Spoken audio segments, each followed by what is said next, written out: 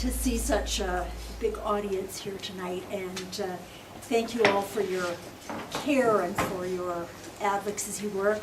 And I just want to sort of pick up on the theme and emphasize how important it is to have rich partnerships with parents. It makes all the difference. So Lanny and I are going to talk about best practice, and just as I give this little intro, I'm just going to boot up the size of my font here because I can't see it, even with my glasses on. And also just offer an apology in advance. I am going to have to leave a little bit before the end of the evening, so won't be around afterwards, but I think somebody could pass on my email if you have a particular question you'd like to direct to me. I'm happy to answer it. So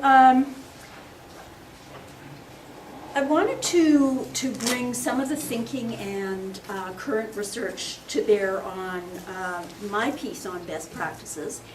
And first of all, our contemporary research and our thinking about giftedness is really replacing a focus on individuals with a more complex look at it. So it's moving more to what kinds of environments are really important in supporting gifted learners, what kinds of interactions with others in those environments are really important. So that's, I think, a very important move forward.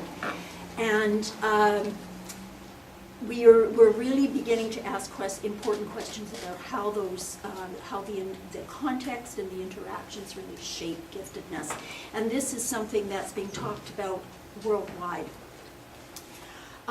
There's also been some work on learning, and this is learning that you know, all students are involved in these particular studies, but I think the results of this work are really important, especially for our gifted learners. And what these key findings from current research on learning capture is the dynamic nature of giftedness. So first of all, it is to respect and acknowledge the knowledge that gifted learners bring to school, and to really look at what they know and how they know it, and in terms of best practice, to consolidate and really build on that knowledge, and use it as an important foundation for future learning.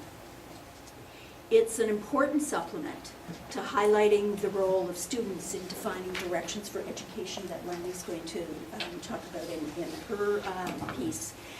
A second major finding out of this research is the importance of a metacognitive approach to learning.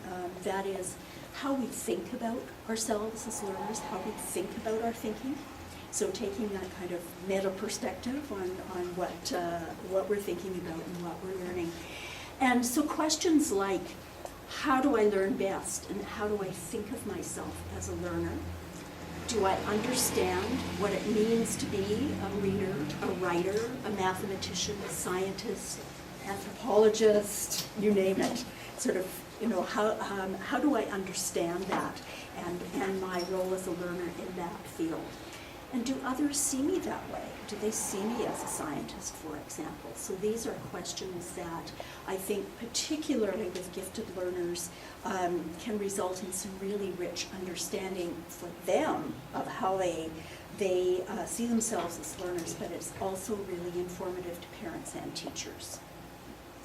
It makes learning visible to oneself, and it makes learning visible to others. And I think an important corollary of that, given the current focus, is that we also need to think about making teaching visible and thinking about what are the interactions and contexts that best support our gifted learners. And I would say, consistent with a number of conversations I've had even in the last few hours today, that that's different for each child. Right? This is a very complex group of learners, and one size does not fit all. So important to have those conversations. The third major finding is the need to make learning meaningful.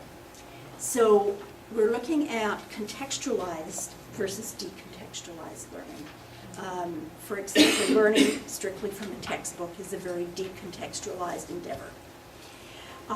It's not something I ever really enjoyed, and certainly not something I enjoy teaching, you know, in terms of I'm not really a textbook person. But what we're finding in current research is that real need to make things meaningful. What does the learning mean in the real world? For example, how is mathematics relevant to daily life? Where are mathematical concepts evident, for example, in patterns in nature? And a couple of examples of this approach are personal interest projects and problem-oriented learning. Other current research and thinking that I think supplements those major findings. In gifted education, we're talking now about gift creation. This means noticing clues that are indicative of intelligence. It's sort of that making learning visible piece. What are inventions in learning that we see as interesting and useful? Parents can play a huge role here. You see that, you know it well. And how do we support that development? And these we're seeing as really important directions rather than the static identification procedures that are test-driven. And I'm not implying that we do away with tests. I think they have their place, but they're not always helpful in planning curriculum, and they don't always give us knowledge about those wonderful sparks and those wonderful moments, those aha moments in learning. We're also talking about mastery versus mystery models of giftedness. The mystery model really tends to be associated more with our traditional notion of IQ, which, while that can be very important, isn't very helpful to what we do on a day-to-day basis in classrooms. So the mastery model, on the other hand, does give us lots of clues about what we should do. And I think this is what parents know very well. My child is 7, but they're reading at the grade 7 level. Well, then the mastery model says that's where they should be reading, right? We need to have that. It's also called the optimal match in other areas of educational research. So the mastery model really says what has the child mastered? What knowledge have they brought to school? How do they know it? And the next question then is, how do we gear our curriculum appropriately to match that? Theories of intelligence come out of that as well. How do students understand intelligence? And how do they understand giftedness? I've, I think, learned more from talking to students about intelligence and giftedness and their feelings about those terms and what they mean to them than I've learned, you know, from a great deal of academic literature. So these are important pieces. And how we're finding out it's very, very important, tying in with the mastery model, that we really emphasize what's called an incremental approach to understanding intelligence.